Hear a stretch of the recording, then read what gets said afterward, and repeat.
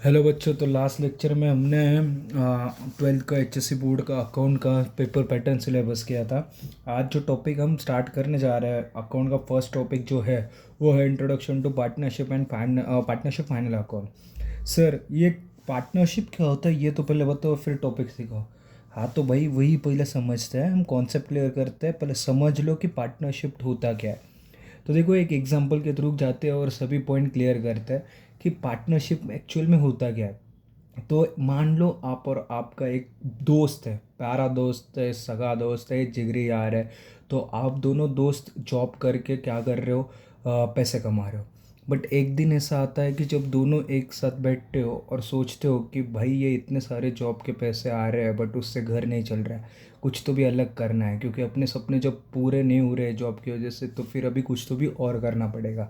तो आप और आपका दोस्त जो है, आप क्या करते हो, डिसाइड करते हो कि हम क्या करेंगे, एक छोटा सा बिजनेस स्टार्ट करेंगे।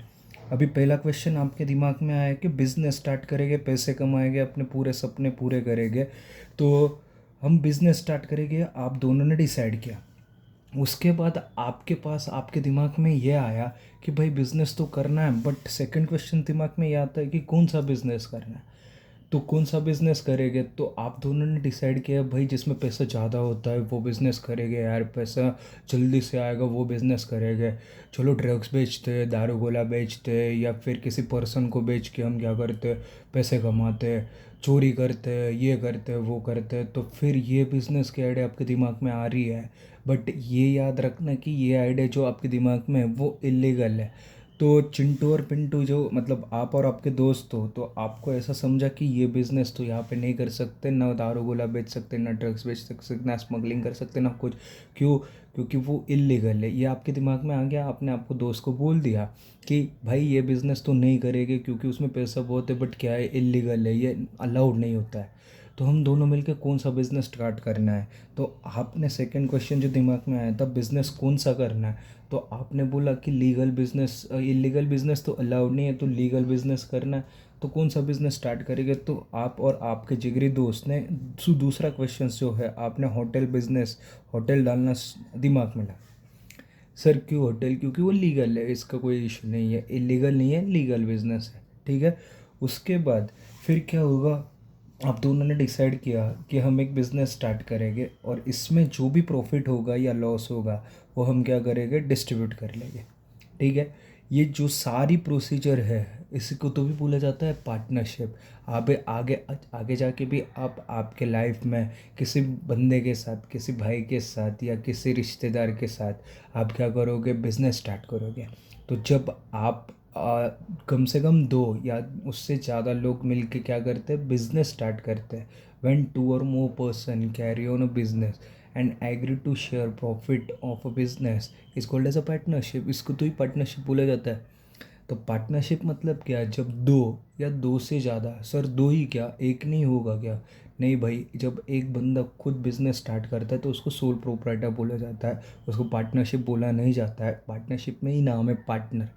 तो जब दो या दो से ज़्यादा पार्टनर एक साथ आके बिजनेस स्टार्ट करते हैं और उसका प्रॉफिट बांटने का एग्री करते हैं, उसको बोला जाता है पार्टनरशिप। हाँ सर, बट ये सब बातें आपने अभी जब बताए कि जब ये बिज़नेस करेंगे तो वो लीगली बिज़नेस होना चाहिए, प्रॉफिट भी डिस्ट्रीब्यूट करना है, ये सब सारी बातें क्यों बताए हम? मतलब किस में लिखा है कि होटल ही डालना है या लीगली बिज़नेस करना है, इलीगली नहीं करना है, दो या दो से ज़्यादा बंदे होने चाहिए, ये कहाँ से आपको समझा सर? तो ये याद रखना, ये एक एक्ट है, इंडियन पार्टनरशिप एक्ट 1932। ये ईयर याद रखो, ये एग्ज़ाम में बहुत बार पूछा ऑब्जेक्टिव में। तो इंडियन पार्टनरशिप एक्ट 1932 के हिसाब से पार्टनरशिप मतलब relationship between person who agree to share, who have agree to share profit of a business carried by all और any one of them acting for all. मतलब दोनों मिल के कुछ भी एक्ट कर सकते हैं और किसी एक के एक्ट से बाकी सब काम कर सकते हैं, एक्टिविटी कर सकते हैं, तो उसको बोला जाता है कैरिड बाय ऑल और any one of them acting for all. तो इसको बोला जाता है पार्टनरशिप। सो सर ये डेफिनेशन कहाँ से आया है, तो पार्टनरशिप, इंडियन पार्टनरशिप एक्ट 1932 में लिखा है कि जब दो या 2 से ज़्यादा पर्सन एक साथ आके बिजनेस करेंगे और उसका प्रॉफिट डिस्ट्रीब्यूट करने का डिसाइड करेंगे, एग्री करेंगे, तो उसको क्या बोला जाएगा? पार्टनरशिप बोला जाएगा। सर ठीक है, पार्टनरशिप तो हो गया, बस इस एक्ट के हिसाब से आपको कुछ रूल्स एंड रेगुलेशन फॉलो करने पड़ेंगे। मतलब जैसे कि आपने बिज़नेस तो स्टार्ट किया है, बट कौन सा बिज़नेस करना है कौन सा नहीं, ये कहाँ पे लिखा है? 1932 में, एक्ट 1932, उसमें लिखा है कि आप इलीगल बिजनेस नहीं कर सकते, जो लीगल बिजनेस है वही बिजनेस आप यहाँ पे कर सकते हो। दूसरी बात याद रखना है, यहाँ पे इन्होंने बोला है एक्ट में 1932 एक्ट जो है, बार बार क्यों बोल रहे हो सर? क्योंकि ये ईयर याद रखना है। तो 1932 के एक्ट में आपको बोला है कि जब भी आप आगे जाके लाइफ में किसी के साथ बिजनेस स्टार्ट करोगे, पार्टनरशिप करोगे, तो ये एक याद रखो कि एग्रीमेंट ज़रूर करना। क्यों सर एग्रीमेंट क्यों करना है? क्योंकि एग्रीमेंट नहीं करोगे तो आगे जाके कुछ आपका झगड़ा हो जाएगा, फिर कोर्ट में केस हो जाएगा, फिर डेट पे डेट, डेट पे डेट, तारीख पे तारीख आते जाएंगे, तो वो काम गवर्नमेंट का भी बढ़ता है। इससे अच्छा गवर्नमेंट ने क्या किया, एक एग्रीमेंट करो, या आगे जाके कुछ भी हो जाए तो एग्रीमेंट के थ्रू चलना है आपको। तो सबसे पहले इम्पोर्टेंट बात कि जब आगे जाके आप बिज़नेस करोगे तो एग्रीमेंट करो।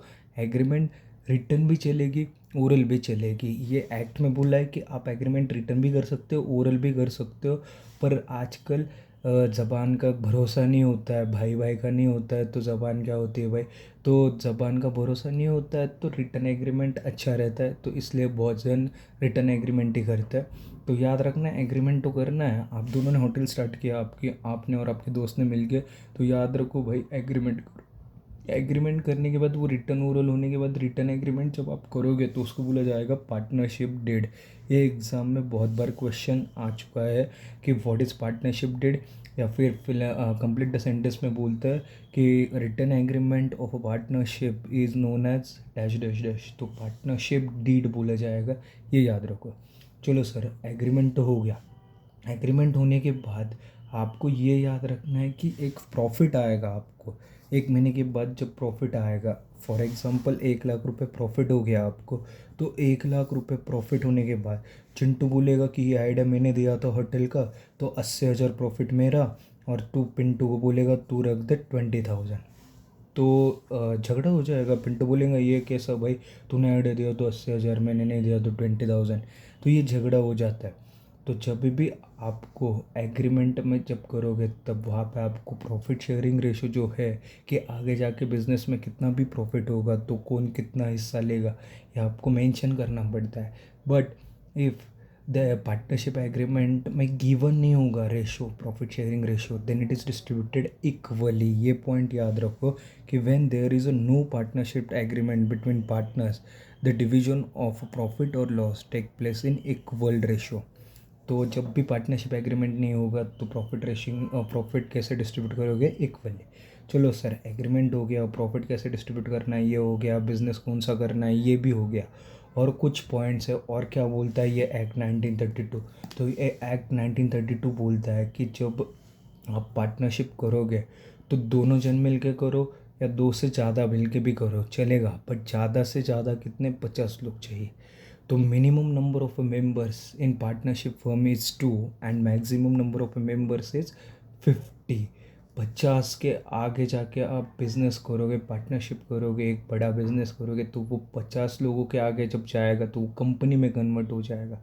तो पार्टनरशिप जो करनी है वो 50 लोग मिल के ही कर सकते हैं, 50 के आगे नहीं कर सकते।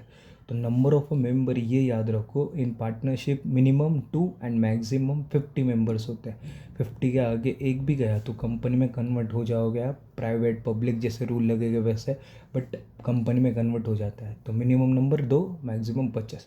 ठीक है।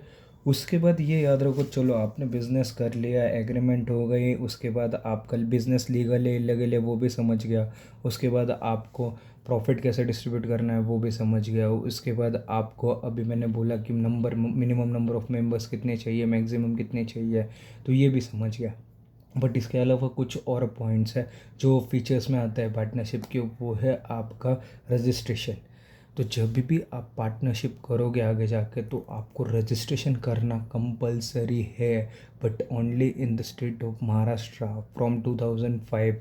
2005 से लेके आपको महाराष्ट्र में रजिस्ट्रेशन कंपलसरी किया है, agreement compulsory but registration is not compulsory, only in the state of Maharashtra registration compulsory, other state registration is not compulsory. तो ये याद रखो कि रजिस्ट्रेशन कंपलसरी नहीं होता महाराष्ट्र छोड़ के, और एग्रीमेंट सभी जगह पे कंपलसरी होता है। तो एक फीचर्स है कि आपको रजिस्ट्रेशन भी करना पड़ेगा, अगर महाराष्ट्र में आप बिज़नेस कर रहे हो तो आपको रजिस्ट्रेशन करना पड़ेगा। उसके बाद कुछ पॉइंट्स है, ये याद रखो फीचर्स में कि लायबिलिटी ऑफ अ पार्टनर्स जो होती है, तो ये आईएमपी क्वेश्चन से बहुत बार एग्जाम में आया है। तो liability of a partner in partnership business is unlimited. मतलब क्या सर? तो आपका बिजनेस का एसेट्स जो है, मतलब आपके पास पैसे है बिजनेस में, वो है आपके 4 लाख रुपीज़, डन। और आपकी लायबिलिटी जो है वो 5 लाख रुपीज़ है, सॉरी 5 लाख रुपीज़ लायबिलिटीज़ है, एसेट्स 4 लाख है। अभी इसमें क्या हो जाएगा, आप एसेट्स दो दोगे तो 1 लाख रुपए पे करना आपको रिमेनिंग है लायबिलिटी का। तो अभी 1 लाख लाएगा कहाँ से है, 1 लाख रुपीज़ कहाँ से लाएंगे? तो 1 लाख रुपीज़ लाने के लिए पार्टनर्स, जो भी पार्टनर्स है वो उनके प्राइवेट एस्टेट में से पैसा लाएंगे। कितना? तो जब तक आपकी जो रिमेनिंग लायबिलिटी वो पे नहीं करते तब तक। तो उसका कोई लिमिट नहीं है कि 10,000 ही लाएगा, 20,000 ही लाएगा। फॉर एग्ज़ाम्पल अगर लिमिट रख देते हैं, ये 20 लाएगा, ये 20 लाएगा, लिमिट है, तो 20 20 40 हो जाएगा। 1 लाख पे करना है और 40,000 आप घर से लेके आ रहे हो, तो लायबिलिटी पे नहीं कर पा रहे हो। तो ये याद रखो, जब तक लायबिलिटी पे नहीं होती तब तक आप आपके प्राइवेट एस्टेट में से पैसा ला सकते हो, इसके लिए कोई लिमिट नहीं है। दैट्स वाई ये पॉइंट याद रखना, liability of a partners in partnership firm और बिजनेस इज़ अनलिमिटेड। लिमिट नहीं होता है, अनलिमिट है वो। तो जब तक लायबिलिटी नहीं पे करोगे तब तक वो आप ला सकते हो। तो ये आईएमपी बहुत बार एग्ज़ाम में पूछा है, बहुत बार पूछा है, तो इसको स्टार लगा लो, नोट डाउन करके लो, ठीक है सर। ये सब हो गया बात। उसके बाद आपको यहाँ पे और फीचर्स में बोला है इन्होंने, जो कि है जॉइंट ओनरशिप और मैनेजमेंट शिप। मतलब क्या? तो जब भी आप बिज़नेस में कोई भी एसेट खरीदोगे या कोई भी एसेट बेचोगे, तो उसका ओनर एक सिंगल पर्सन डिसाइड नहीं कर सकता, एक सिंगल पार्टनर डिसाइड नहीं कर सकता कि ये एसेट मेरी है, ये एसेट मैं बेचूंगा।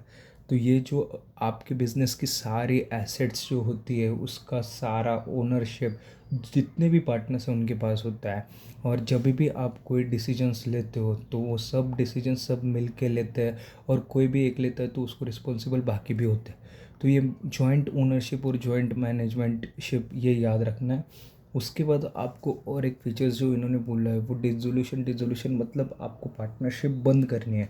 तो पार्टनरशिप आप कब बंद कर सकते हो? तो आपका एग्रीमेंट अगर ख़त्म हो गया, आपने डिसाइड किया था 5 साल बिजनेस करना है ना, अभी नहीं करना है, तो आप क्या करोगे? पार्टनरशिप बंद कर दोगे। या फिर सभी पार्टनर जब इंसॉल्वेंट होते हैं या डेथ हो जाती है, तो फिर क्या हो जाता है? आपकी पार्टनरशिप डिसॉल्व हो जाती है। डिसोल्यूशन ऑफ अ पार्टनरशिप मतलब आप बिजनेस बंद कर सकते हो, ठीक है। इसके अलावा अब ये सारी बातें एक्ट में दी है सर, 1932 एक्ट। आप बार बार बोल रहे हो, इंडियन पार्टनरशिप एक्ट 1932 के हिसाब से सारा हमने कर लिया, एग्रीमेंट कर लिया। एग्रीमेंट कौन सा? रिटर्न ओरल दो ही भी चलता है, बट हम रिटर्न करेंगे सर, और उसे एग्रीमेंट, रिटर्न एग्रीमेंट को क्या बोलेंगे? Partnership date. एग्रीमेंट करने के बाद सर बिज़नेस कौन सा करना है, ये भी हमने डिसाइड किया कि लीगल बिज़नेस करेंगे, इलीगल बिज़नेस हम नहीं करेंगे। उसके बाद ये भी डिसाइड हो गया, बिज़नेस स्टार्ट होने के बाद जो भी प्रॉफिट आएगा वो प्रॉफिट हम डिस्ट्रीब्यूट करेंगे एग्रीमेंट में जो रेशो दिया है उसमें। But if profit sharing ratio is not given then it is distributed equally, हम इक्वल में डिस्ट्रीब्यूट करेंगे। इसके बाद हमें रजिस्ट्रेशन करना है, ये भी पता चल गया सर रजिस्ट्रेशन। हाँ, हम महाराष्ट्र में बिज़नेस कर रहे हैं तो रजिस्ट्रेशन कंपलसरी है, महाराष्ट्र के बाहर अगर बिज़नेस कर रहे हैं तो रजिस्ट्रेशन कंपलसरी नहीं है। ये भी हमें समझ गया according to act, Indian partnership act 1932 के हिसाब से। उसके बाद लायबिलिटी ऑफ पार्टनर्स जो होती है वो क्या होती है? अनलिमिटेड। मतलब जब आपके एसेट्स कम होती है, लायबिलिटी ज़्यादा होती है, तो वो लायबिलिटी पे करने के लिए पार्टनर्स उसके प्राइवेट एस्टेट में से, कोई लिमिट नहीं है, जब तक लायबिलिटी पे नहीं होती तब तक वो पैसा ला सकता है। That's why it is unlimited, liability of partners is unlimited. Sir ये भी समझ गया। उसके बाद आपने बोला कि जॉइंट ओनरशिप है, जॉइंट मैनेजमेंट है। तो मतलब जो भी एसेट्स होगी उसका हकदार जो है, उसका ओनर जो है, वो सारे पार्टनर्स रहेंगे, और कोई भी डिसीजन होगा तो उसका सारा रिस्पॉन्सिबिलिटीज सारे पार्टनर्स के रहेंगे, ठीक है।